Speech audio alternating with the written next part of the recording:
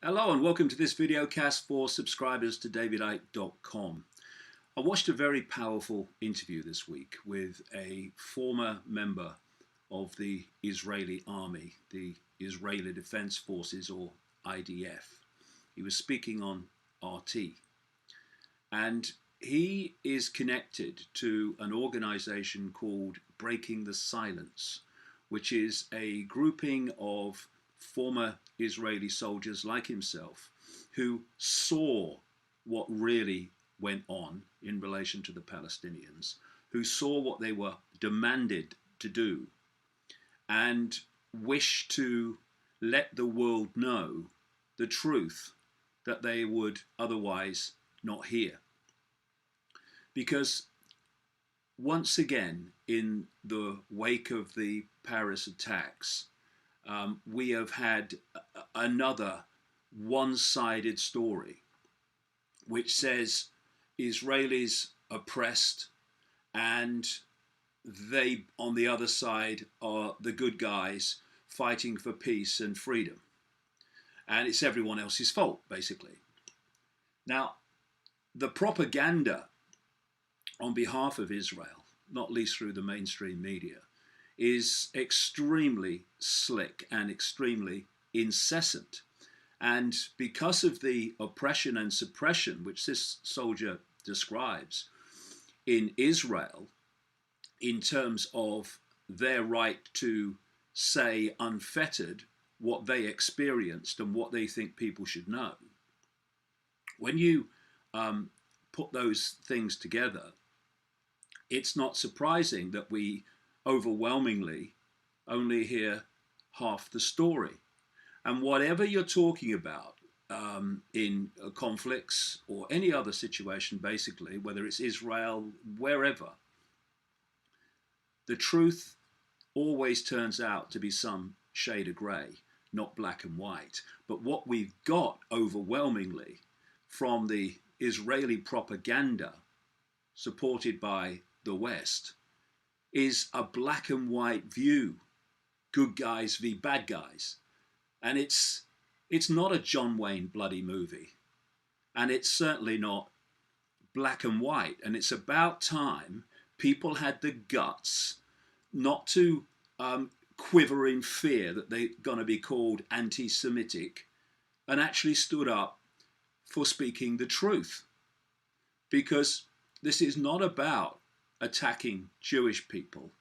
It's about looking at the behavior of the Israeli regime throughout the period since 1948, at home and abroad. And this information should be available to everyone, not pushed away. Ooh, they'll say I'm anti-Semitic. I couldn't care less. I care about the truth. And I care about what's happening to oppressed people, whoever they are, whether they're Jewish or whatever. And this group of former soldiers involved in breaking the silence, and many other Jewish people, both in Israel and around the world, who speak out against the many horrors inflicted upon the Palestinians by this Israeli regime, this Rothschild Israeli regime, are fantastic people, very, very brave people who get enormous abuse and threats often as a result. And we need more people like that to put the truth in context instead of in propagandized bias.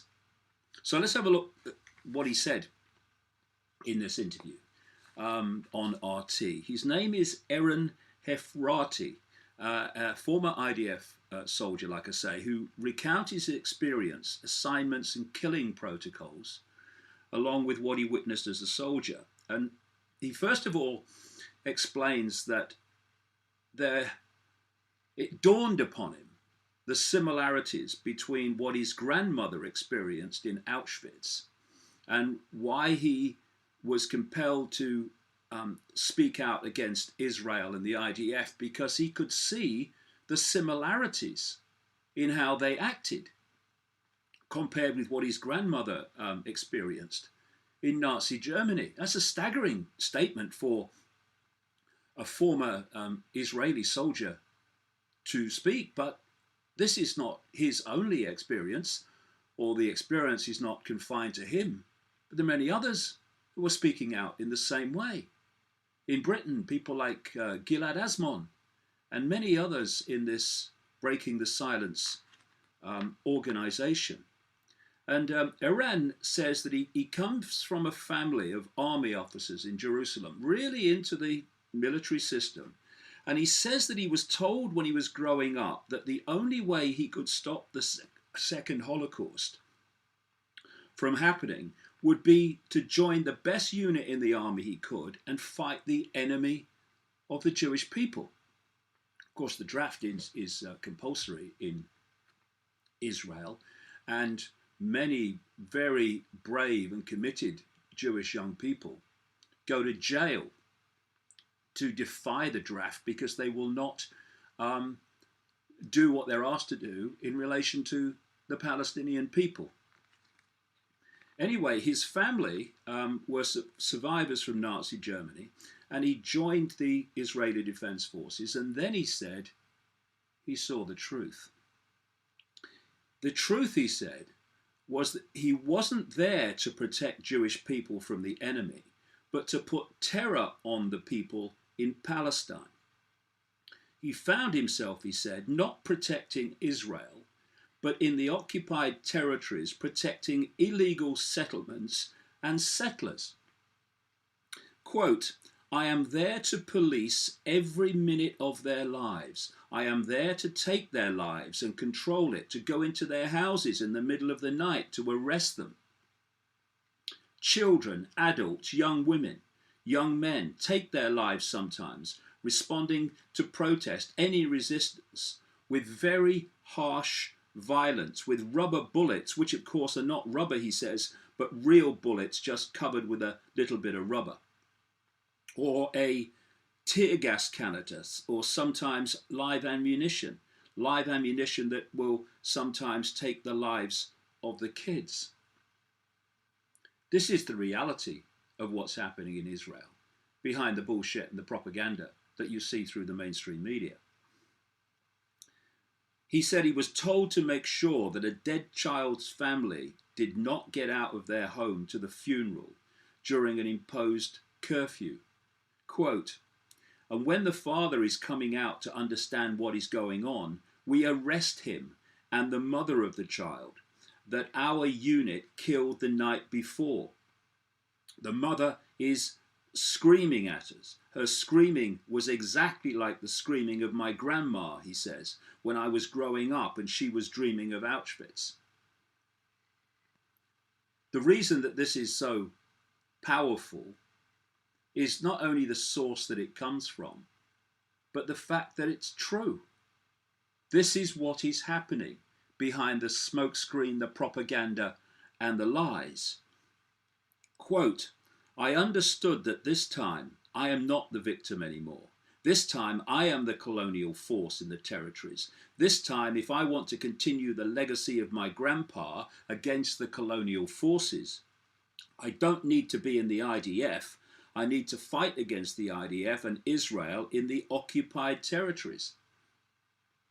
And he goes on to talk about IDF policy in relation to killing Palestinians. He said IDF policy of bombing one neighborhood to utter destruction is designed to show them they cannot resist. And he says that this is what happened in Gaza in that slaughter in 2014. On one occasion, he says, with full IDF official backing of bombing a single area with 120 one-ton bombs from the air, plus tanks, plus snipers. And he said that when people came back the next day to see the devastation, and they were screaming the names of family members that they'd lost, they were shot by sniper fire from Israeli troops. Now, the reason we don't hear this nearly as much as we should is because of censorship. He was saying how nothing that anyone says exposing what is going on can be communicated freely.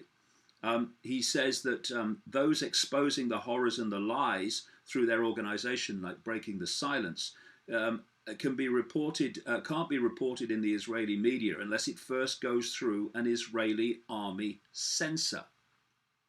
And this, ladies and gentlemen, is the country described as the only democracy in the Middle East.